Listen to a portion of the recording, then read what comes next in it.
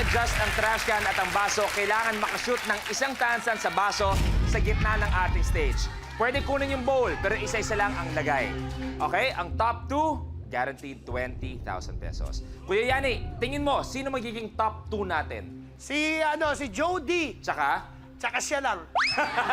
Top 2 nga, top 2. Top 2. Naghihiwala yung katawan. Si Ariel. Jody, Abby. Jody and Pooh. Jody and Pooh. Carlo. Ariel Jody. Ariel Jody. Okay, malalaman na natin. Players! The game begins in 3, 2, 1.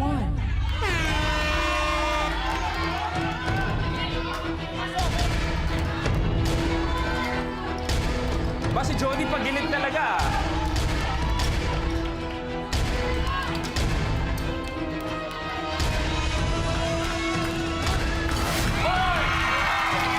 Jody, good! Good, good, good!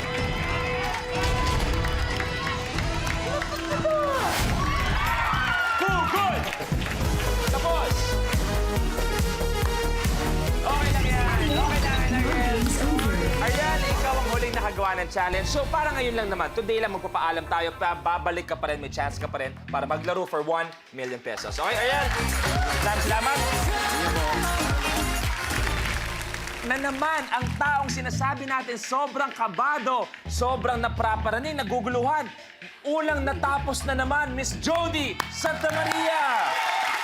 Congratulations, meron na kayong guaranteed tig 20,000 pesos. Ay, kami pambayad na sa ilaw.